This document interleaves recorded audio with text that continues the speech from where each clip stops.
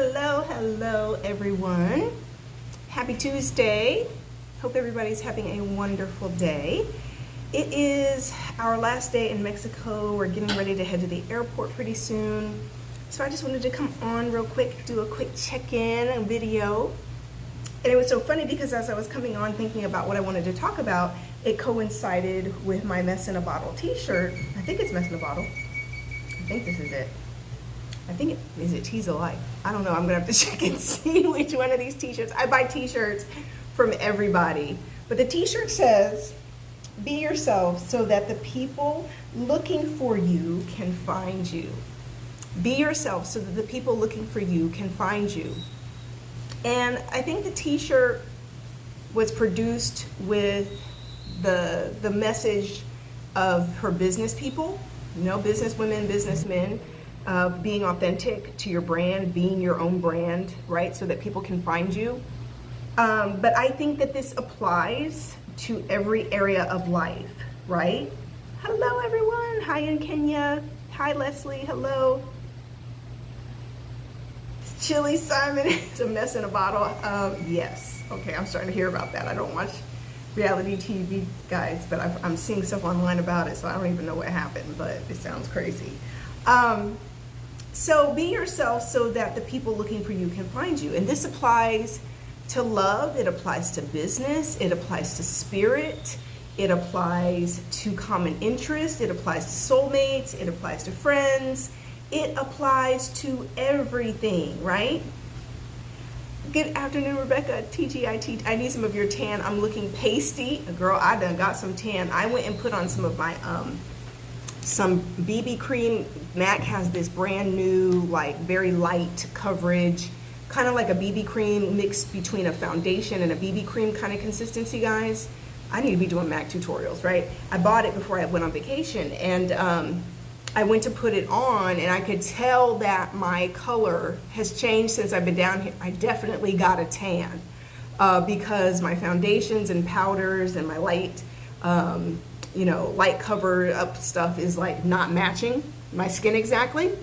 So yeah, I have on a whole lot of bronzer and my highlight powders and my blushes, guys, right now because I don't have on my normal foundation stuff just because literally it's not really matching my skin right this second because I have caught a lot of tan since we've been down here. I picked up a lot of color.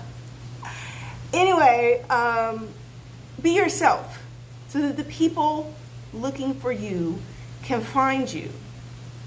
Because until you start showing up as authentically as possible for who you are, what you want, what you like. I'm going to give you an example because this has been my thoughts lately. There's a lot of stuff about me that I realize people don't know, like publicly, like you guys, followers, right, don't know about me. And I have to start showing more of that. And I've seen a lot of you over on YouTube ask me questions. Rebecca, what's your beauty routine? What's your makeup?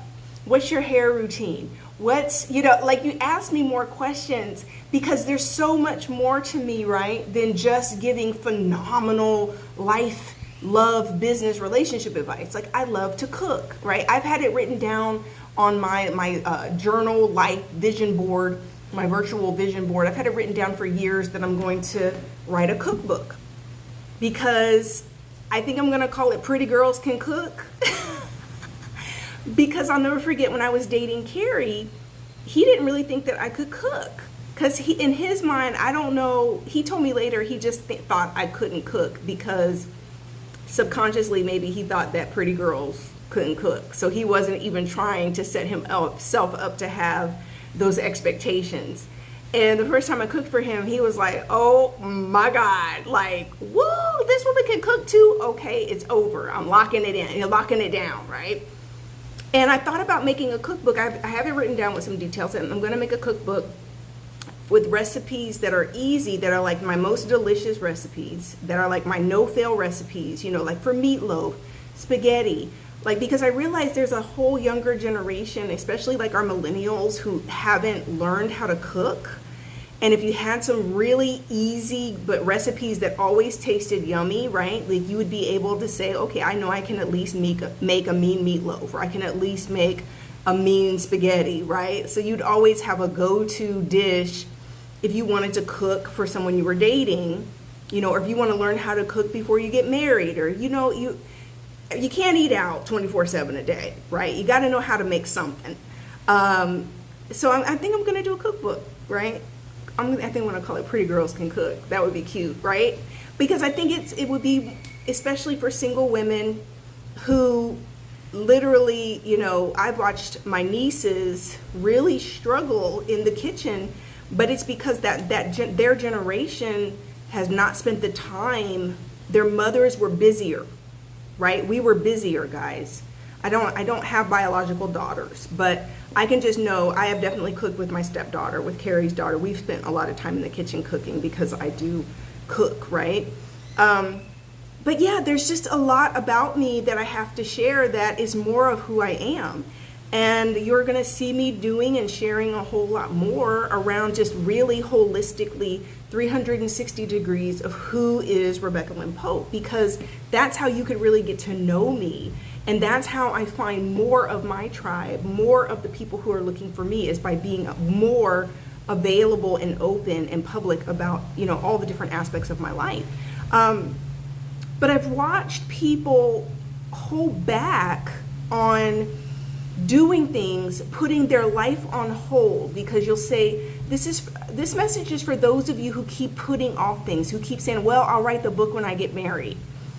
I'm going to take the trip when I'm in a relationship. I'm going to buy the house when I'm in a relationship. I'm going to buy the car. I'm going to work, whatever it is you keep saying to yourself that you're going to work on when something changes in your life, whether that's a partner, a wife, a husband, whether that's, finances, and you're just like, well, I'm going to wait till you keep creating, these bars. You set bars in your life to say, I've actually had coaches in their coaching sessions with me who are like, well, I don't want to write a book until I get married because I don't want to have to change my name on my brand or my book.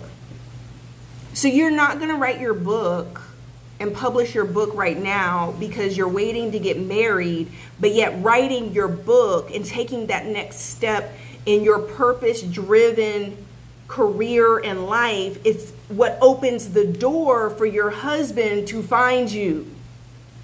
I need some of you to listen to me today. Some of the things that you keep putting off are the very things that are authentic to you for who you really are and who God created you to be. And it's on that abundant life path, right? It is on that path where your purpose partner, soulmates, because soulmates are more than romantic. It's right, your real friends, your real tribe, the people really truly aligned with you who are going to love you and be dedicated to you and loyal and just love you to pieces authentically, organically. It's on that path. So the very things that you could be putting on hold because you're trying to wait until you're married, or you want to marry into the money, you want to marry into the business, you want to marry into success, you want to marry someone, and I'm talking to the ladies, right? Subconsciously, a lot of women want to get married because they want an upgrade, because they want to fly first class, because they want to take a flight, because they want a 7-figure business, because they want trips, money, flexibility. Well, you can give all of that to yourself. You can't be sitting around waiting on a man saying, oh, I'll get that when I'm going to marry into that. And that's also part of the reason why trying for you to date in the 21st century is so difficult, because you're setting your goals now. You're putting all these financial goals mixed in with all of these preferences you have for a person that you want to marry. And that's where it starts to get real tricky and complicated. Because can you find a rich man? Yes. But is he an asshole 90% of the time? Yes. Is he fat, looking like a little toad 90% of the time? Yes. See, y'all don't know. Like, I'm telling you what I know for a fact is that a lot of the times when you start creating these lifestyle and financial goals incorporated into a partner, you're squeezing out a lot of the other things like physical attraction. I see people talk about all this high value shit, right? High value man, high value woman.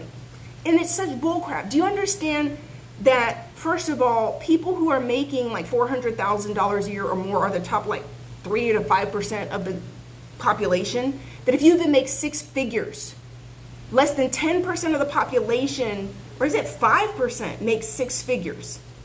And that's everybody, women, men, black, white, everything. So then, right, when you start talking about when a woman says, I want a six-figure man, well, honey, you can have a six-figure man.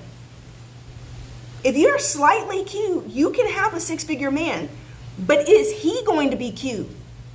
Or is he going to be looking like a toad, but wanting you to look like a model? This is what I know for a fact. See, you guys, when you start, people love to throw around all this high value crap because it's stroking people's egos. Do you know how many six-figure, seven-figure, eight-figure men were coming to me through the matchmaking agency? But the reason they have to come to a matchmaking agency is because they're so freaking unattractive physically. And I'm not talking about the stuff that's not even within your control. I'm talking about being overweight. I'm talking about hygiene. I'm talking about taking care of yourself. I'm talking about how you dress. How you smell. Y'all don't want to hear me. But the majority of six-figure men are also nerds who came into their wealth by creating companies or working their way up into executive or middle management positions. They're smart, but does that mean they come packaged like Mr. GQ, Mr. 6'2"? And the man who has that money and the looks knows what he's got going on, which is why so many men flock to this high value man stuff. But fellas, listen, if you're making 6 and 7 figures, guess what women are attracted to if your looks don't match that money? I actually had a man come to the matchmaking agency. He was like 5'6", mad because he can't get the woman he wants even though he's rich. He says, my mama told me when I was younger, I'm tall as everyone else when I stand on my wallet. So he just focused on his money. But guess what? Because you lead with that money, who are you attracting? Women who don't really like you. They just like your money. But then you're mad and you want to call women gold diggers, but that's what you lead with. And that's what you're dangling out in front of them. So for the ladies who are like, I want a six-figure man. Yeah, you can have a six-figure man. But guess what I've learned? When you go after that because that's what you want and you don't have that yourself, now you're a dependent. Now he has control. And there's not a whole lot of egotistical 6 and 7 figure, 8-figure men who don't use money to control. So that's still his money, not yours. And unless you're looking like a supermodel who he feels like he doesn't deserve you, and even then they get used to them and they start mistreating them too. Okay, I'm going off on a tangent, but you understand what I'm saying. You keep looking at other people as a solution, as a come up. You keep putting things in your life on hold that you want, but you need to go and get that for yourself. Stop trying to look at getting that from other people. That's where we go wrong. So now instead of looking for partners based on love, genuine compatibility, you go looking for people who are incorporating all these other things because it's about your lifestyle. Can I tell you something I know is a secret? A lot of black women don't get. A lot of black people don't get. White culture, you talk about, we don't tell white women to settle. That's what black women don't like when I say talk about expectations. We don't tell white women to settle, Rebecca. Why do we tell black women to settle? I'm not telling black women to settle. I'm telling you there's not enough good-looking, rich black men to go around. And the ones that are rich and good-looking who aren't already married tend to be assholes.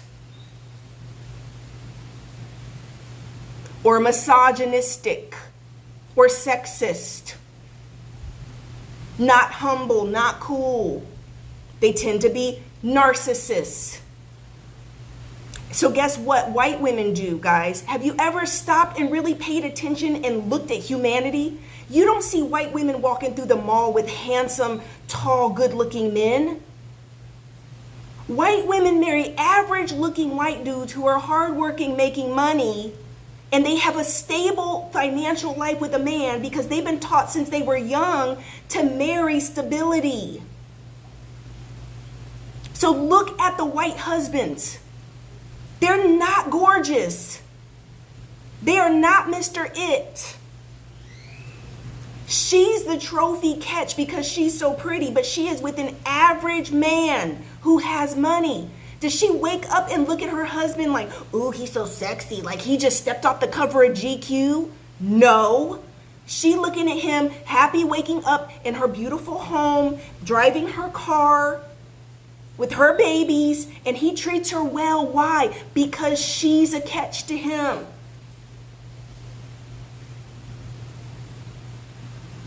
Because, we don't tell white women to settle. White women, it's already ingrained in their culture to settle. They don't even consider it settling because they marry stability and they learn and grow to love someone. And they build wealth together, Greta, especially because white women will get married in their 20s and 30s, and they're marrying somebody stable, and if he happens to be cute, happens to be tall, then it works. Wonderful. You really got a catch. But they're not out here chasing no dude who is a skirt chaser, an egotist, a narcissist, a man who hates women. They are getting with an average guy. They build wealth together. Listen, I used to live in the suburbs. I was married young guys. I got married in my 20s. Was married for 10 years, living in the suburbs. I'm a suburban mom, soccer mom, 3 kids, me, right? Living in the suburbs. And I'm in an all-white area on the golf course, okay? Every white mother, white wife I made friends with in my neighborhood, if they were a stay-at-home mom, it was not stay-at-home mom like you think. These white women worked their butts off. They were managing rental property. They're managing an investment portfolio.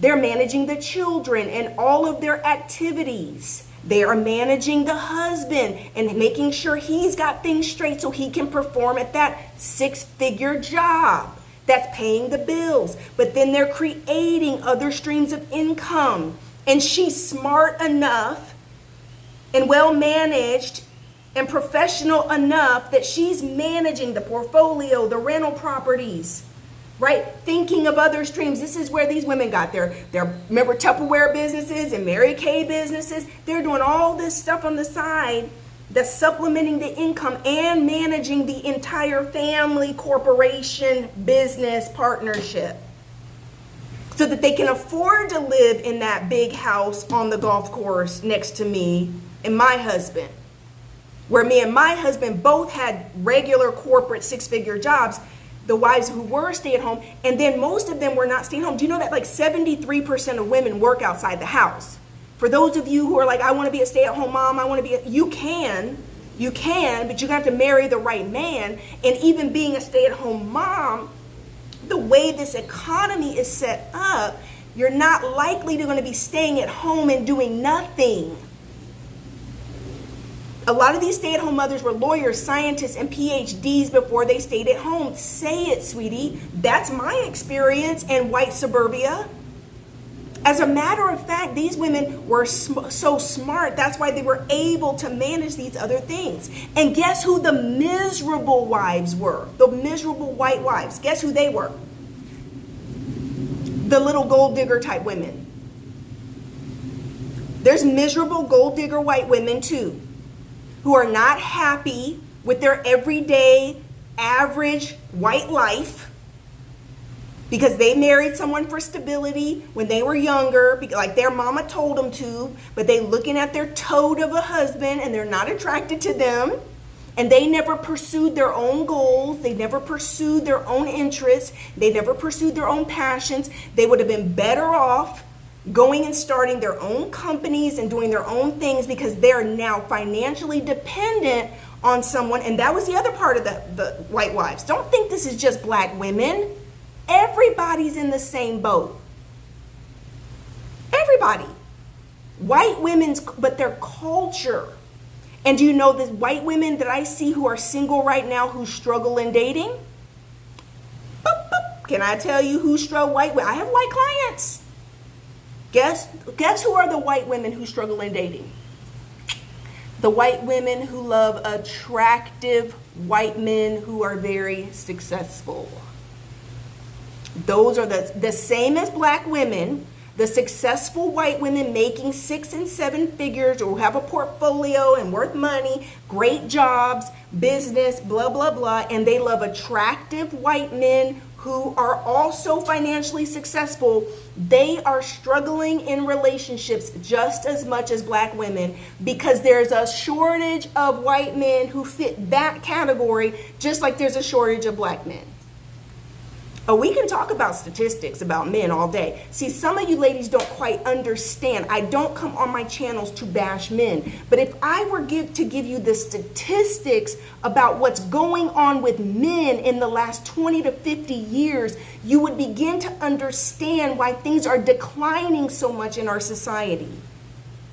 The statistics for men are not pretty. And I'm not talking about just black men. I'm talking about all men. All men. Men are getting higher education in less and less numbers. Testosterone is declining overall in men. Biologically, testosterone is declining. Your average 18-year-old today has less testosterone, way less testosterone than an 18-year-old 10 and 20 years ago. And they don't know why. Ladies, it is not your imagination that it seems like men are not as manly. They're not leading. They're not stepping up. They're not as aggressive. They're not as ambitious. They're not defending us and protecting women. R.C. Blakes made a post on his Instagram, I think it was yesterday, and he was defining alpha male for him and what he was taught alpha male is. Alpha males protect women. They don't attack women. Alpha males protect. I love R.C. Blakes. Y'all can tell him I said that, right? I watch his stuff. I don't watch a lot of videos, but I read his stuff. But yeah, listen, men are declining. Why do you think there's so much content and women are struggling to figure things out? It's not your imagination. You're going to have to pick your struggles. Pick. Because biologically, financially, physiologically, psychologically, there's been a huge shift and decline in men. And fellas, if I'm not talking about you, then you're exempt from this conversation. You are exempt.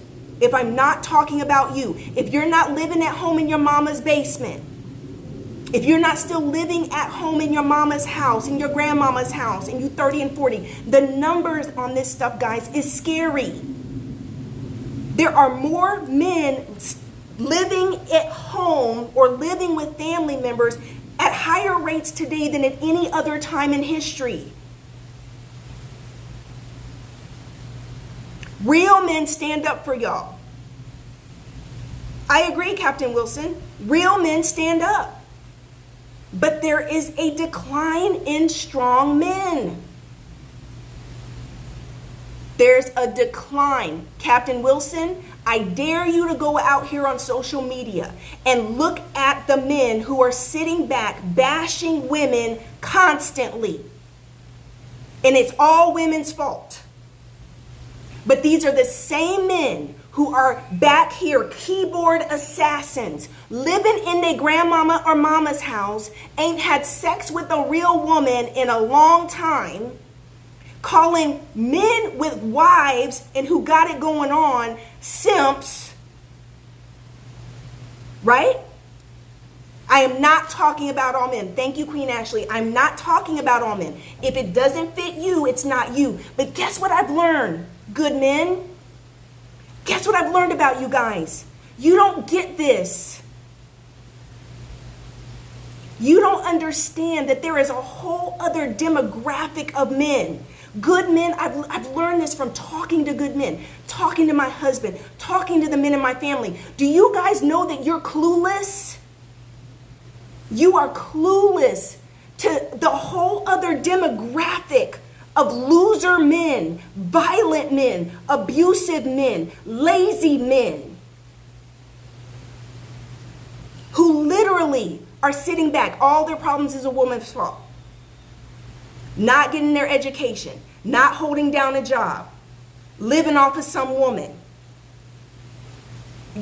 But you guys don't get it because it's not your reality.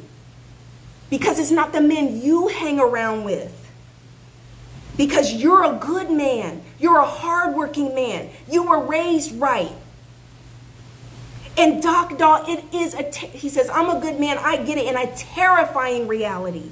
Guys, listen, when I start to talk about the rates of incest and rape and molestation and violence and domestic abuse against women, when I begin to have these conversations, my husband is looking at me like,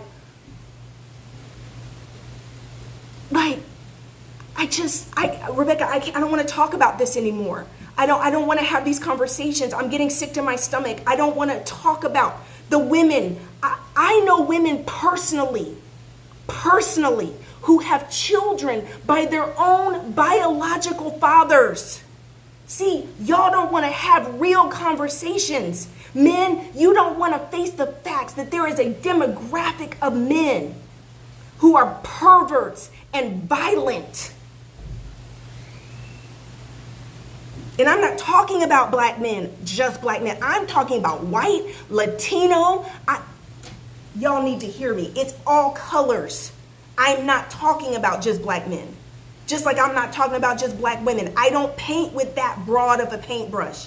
I'm talking about real statistics across entire demographics.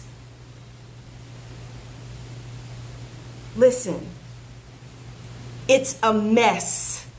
And fellas, until it comes and visits your house, until a man rapes your daughter, your niece, until that happens, it doesn't hit home. And then you're sitting there ready to kill someone. Kill someone. Because you've been so oblivious to what's going on. Oblivious. It's not pretty. Like I said, I know women who have children. I'm talking about multiple women who have children by their own biological father. Let that sink in. This is not just movies, y'all. It is the men you never expect. It's the neighbor that you're letting your little girl go spend the night with her friend. It's the secrets that nobody wants to talk about. Secrets. How do I know?